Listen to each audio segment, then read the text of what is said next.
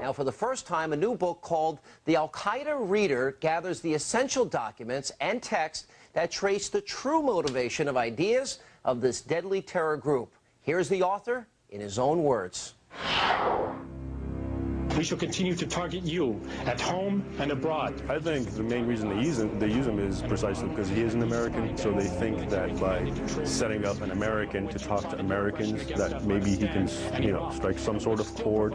He speaks their language, he's from their culture, but unlike the rest of Americans, he's seen the light of Islam. The communiques that have been issued by Al-Qaeda, specifically by Osama bin Laden and Ayman Zawahiri, are always, in short, basically they're a long delineation of America's crimes. But then in these books that I came across, and I found these documents that I've yet to see translated or disseminated in English anywhere else, when you read them, the subject matter and the tone are totally different. First of all, there's no more talk about America or Israel or anything. The fundamental issue here is, what does Islam command Muslims to do, per se? So you're going to get countless verses from the Quran saying, fight the infidels, the non-believers, until.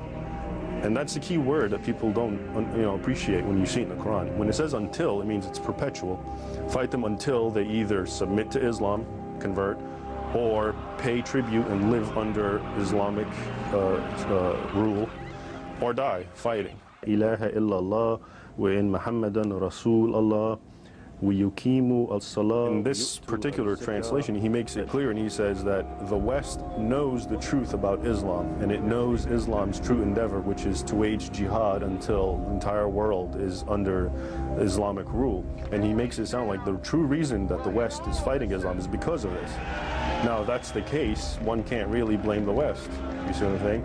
And now this little thing I read, I hope you can see how that renders moot the entire propaganda, because if you're giving us three options, well, where's your justice? Why are we asked to be, egalitarian, humanitarian, and to do all sorts of things, when at the same time you yourself are telling us that your creed, your doctrine is such that you will never give us peace until we accept your authority and your religion?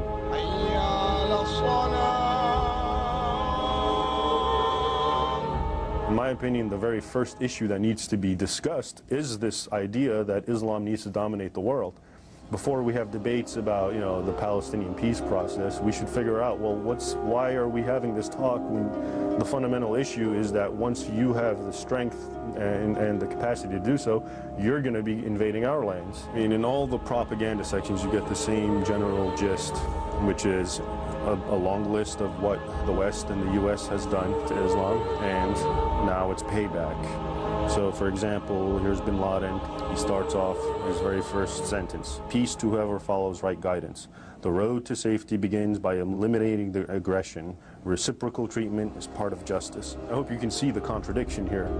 What if you're making all these complaints in the propaganda section, which a lot of people, non-Muslims even, sympathize with, and they believe this is what it's all about, then how do you explain all this? Here now, all of a sudden, we're being told that you're our enemy no matter what. Even if Israel disappears, even if the U.S. pulls out of Iraq, based on theology, you're our enemies. We have to, just like Muhammad did before, raid your lands, put an end to your infidelities, and enforce Sharia law. Here's one in regards to the concept of moderate Islam, which Osama bin Laden constantly mocks in this translation. Bin Laden says, moderation is demonstrated by our Prophet, who did not remain more than 3 months in Medina, his city, without raiding or sending a raiding party into the lands of the infidels to beat down their strongholds and seize their possessions, their lives, and their women. Osama bin Laden and Al-Qaeda are Muslim fundamentalists, which means that they are taking the Quran literally, word for word. They're taking all the mandates in there and employing them in their life. So people will say, well, when Al-Qaeda did 9/11 and it hit these two twin towers indiscriminately, obviously that's going against Islam because there were women and children in there. So to get by this technicality, Al-Qaeda has used this particular hadith right now, which I'll read.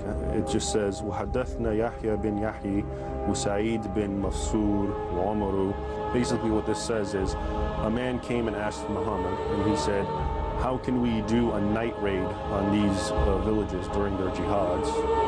if we know during the night, you know, setting fire, if we know that there are women and children in there. And Muhammad's response, which is very terse, is they are from among them. Okay? So that was a justification.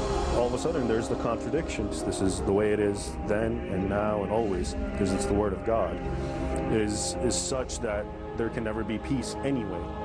You see, so theoretically they're the aggressors, because they're saying they can't do anything about it right now because they don't have the capacity to go on an all-out war with the West. But in theory, that's their law. They have to in due time. And even Islamic law recognizes that if Muslims are weak, they don't go on offensive jihad. You know, they are physically, militarily weak. But I mean, make no mistake, if they were just as strong as the West or stronger, the jihad that started 1400 years ago would be going on right now.